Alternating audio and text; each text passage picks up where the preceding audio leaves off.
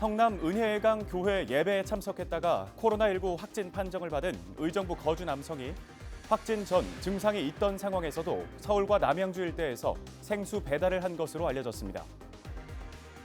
교육부가 코로나19 확산을 막기 위해 전국 유치원과 초중고등학교의 개학을 추가로 연기했습니다.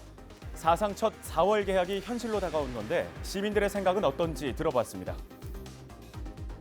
보건용 마스크 부족 문제가 해답을 찾지 못하면서 정부는 상황에 따라 면 마스크를 써도 된다고 했습니다. 하지만 면 마스크가 꺼려진다는 분들도 있는데요. 경기 북부 섬유업체들이 세균 잡는 향균 마스크를 만들었습니다. 4.15 총선을 맞아 우리 지역 국회의원 예비 후보를 소개하는 시간. 오늘은 의정부갑 더불어민주당 오영환 예비 후보를 만나봅니다.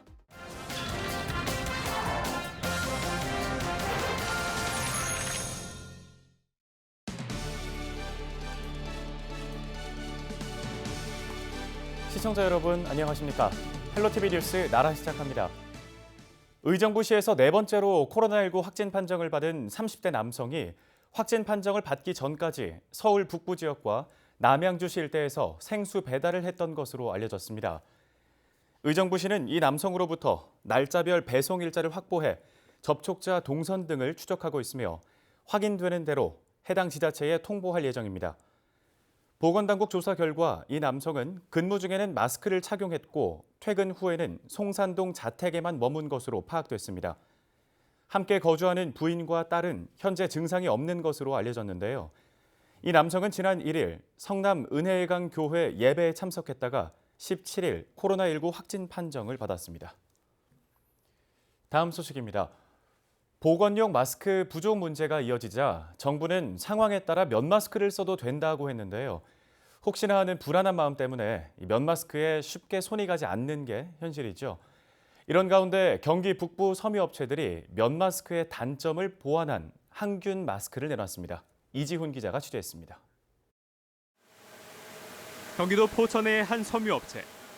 수십여 개의 실타래에서 가느다란 실이 풀려 나옵니다.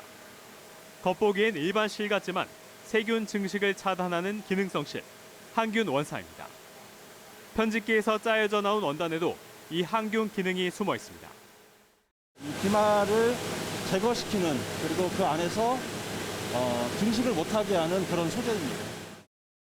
항균실과 일반실에 세균을 묻히고 18시간이 지난 뒤 세균이 얼마나 증식했는지 측정해보니 일반실에선 처음보다 40배 넘는 세균이 검출된 반면 항균실에선 세균이 99.9% 없어졌습니다. 이 항균실로 마스크를 만들면 어떨까? 경기 북부 섬유업체 60여 곳이 뜻을 모았습니다. 항균 마스크가 정부가 사용을 권고한 면 마스크의 단점을 보완할 수 있다고 본 겁니다. 항균 마스크는 편집과 염색, 그리고 봉제 작업까지 크게 3단계 공정을 거쳐 제작됩니다.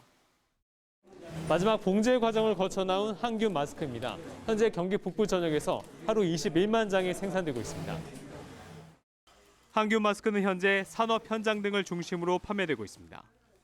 판매가는 장당 1,000원으로 공적 판매용 보건 마스크보다 저렴합니다. 저희가 기부하는 목적으로 시작이 됐었어요. 그래서 이익을 보지 않고 제조 원가 위주로 해서 장당 1,000원에 보급하기로 결정이 된 상황입니다. 보건용 마스크 부족 문제가 마땅한 해답을 찾지 못하고 있고 면 마스크 사용을 놓고도 기능상 이유로 의견이 분분한 상황. 섬유업체들이 자발적으로 참여해 만든 항균 마스크가 마스크 부족 문제에 또 하나의 대안이 될 수 있을지 주목됩니다. 헬로티비 뉴스 이지훈입니다. 코로나19 확산을 막기 위해 교육부가 전국 유치원과 초중고등학교의 개학을 추가로 연기했습니다.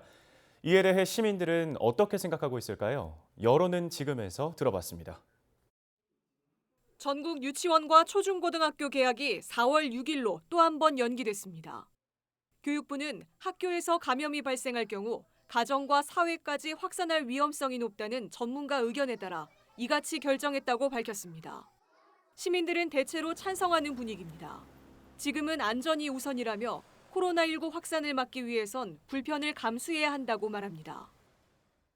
코로나가 아무래도 전염성이 높은 거니까 안전을 최우선으로 해서 개학을 연기하는 게 맞다고 생각해요.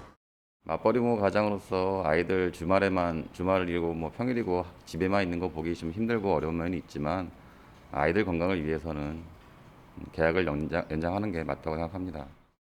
손녀 있고 손자도 있는데 여태까지 집에서 지금 잘 저기를 하고 있었는데 학교 가서 옮겨오면 또 식구들이 다 또 옮길 수도 있는 거니까. 반면 더 이상 개학이 연기되지 않았으면 한다는 의견도 있습니다. 새 학기를 앞두고 있는 학생들은 공부에 차질이 생기지 않을까 걱정입니다.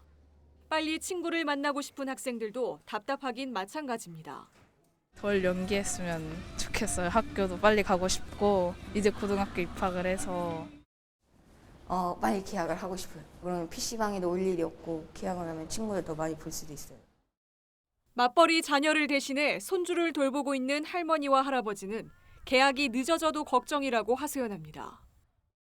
손주들 봤을 때는 얼른 가서 학교 가는 게 낫죠.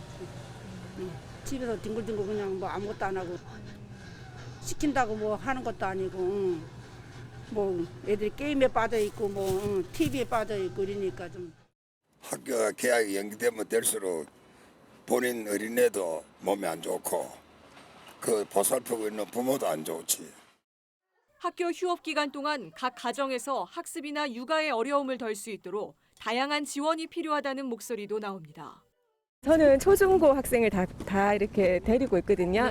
네, 애가 셋인데 고등학생 같은 경우는 공부를 해야 되잖아요. 그러니까 조금 걱정은 되지만 시간이 너무 길게 가니까 뭐 시간이 조금 아깝고 조금 이렇게 학습적인 부분에 있어서 조금 아쉬운 점도 있지만 개인적인 바람으로는 뭐 조그맣게 뭐 놀 수 있게 교구 같은 거를 그 애기 있는 집마다 좀 보내준다거나 이러면은 그런 걸로 좀 재밌게 보낼 수 있지 않을까.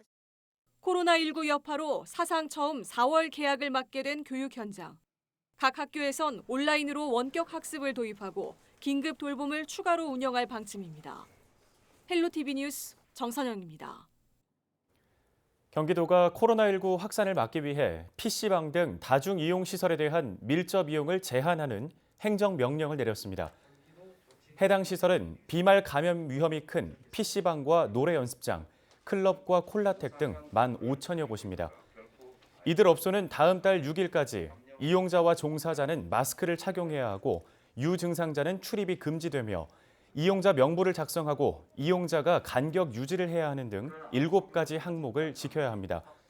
경기도는 행정명령을 위반할 경우 300만 원 이하의 벌금에 처해지고 확진자 발생 시 방역비 전액에 대한 구상권을 청구한다고 밝혔습니다.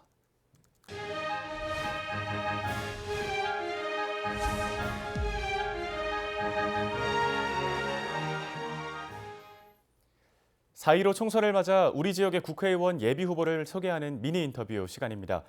오늘은 의정부 갑 더불어민주당 오영환 예비후보를 만나봅니다. 저는 지난 10년간 대한민국 소방관으로 화재, 구조, 구급, 현장 최전선에서 사람을 살리는 일을 해왔습니다. 하지만 참혹한 현장에서 구해낼 수 없었던 일들을 보면서 더 많은 사람을 구하고 지키려면 법과 제도가 근본적으로 변해야 한다는 확신을 가졌습니다. 그래서 오늘날 이 자리에 인재영입 5호로서 더불어민주당의 국회의원 후보로서 첫 인사를 드립니다. 소방관으로서 현장에서 사람을 구하던 그 사명감 그대로 국민의 안전을 지키고 국민의 희망을 살리고 의정부의 새로운 바람, 새로운 희망을 살리는 일에 모든 노력을 다해 가겠습니다. 저는 현장에서만 근무해온 소방관입니다. 그래서 현장의 중요성을 잘 알고 탁상 공론의 위험성을 누구보다도 뼈저리게 체감해 왔습니다. 정치의 현장은 국회일 뿐 아니라 시민의 곁이라고 생각을 합니다. 시민의 곁으로 항상 달려가서 소방차처럼 출동하는 정치인으로 많은 노력을 기울이는 모습, 저는 소방관으로 평생을 살아왔기에 그런 모습을 반드시 보여줄 수 있다고 확신합니다. 제가 국회의원이 돼서 첫 번째로 하고 싶었던 일, 고민해 본 것은 사실 대표 공약이라고 말씀드릴 수 있는 것이 재난 취약계층, 즉 신체적으로 경제적으로 어려운 분들은 아직도 안전의 사각지대에 있다. 그래서 그분들을 최우선적으로 보호할 수 있는 모든 국민이 평등하게 안전할 권리를 보장할 수 있는 그런 법안을 만드는 것을 첫 번째로 생각을 하고 있었습니다. 그리고 이제 의정부에 올라와서 보니 제가 어렸을 때 살았던 쌍용 아파트 호원동 동네도 그렇고 아직까지 전체적으로 발전이 조금 멈춰 있는 상태인 발전의 사각지대라고 할까요? 의정부가 그런 느낌을 주는 곳이 많았습니다. 어쩌면 서울의 북쪽, 경계, 외곽 이런 이름으로 오랫동안 희생을 강요당해온 도시라고 생각을 합니다.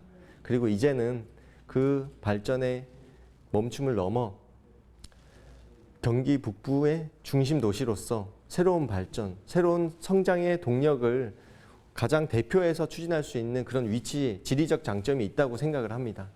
그 확신을 가지고 이제는 더욱더 발전하는 의정부, 멈춰버린 발전의 시계를 성장의 동력으로 활발하게 움직일 수 있도록 제가 많은 노력을 기울이겠습니다. 존경하는 의정부 시민 여러분, 저 오영환은 대한민국 소방관으로 살아오는 동안 단 한순간도 저 자신의 안전을 위해, 저를 위해 제 몸을 아끼지 않았습니다. 더욱더 많은 사람을 구하기 위해 애써온 것처럼 이제는 의정부의 발전을 위해, 대한민국이 더 안전해지는 날을 위해 제 한 몸 아끼지 않고 달려갈 것임을 약속드립니다. 최선을 다해 출동하는 정치인 반드시 보여드리겠습니다. 의정부의 발전, 대한민국의 안전 지켜내겠습니다. 약속드립니다. 의정부 갑 민주당 오영환 예비후보를 만나봤습니다.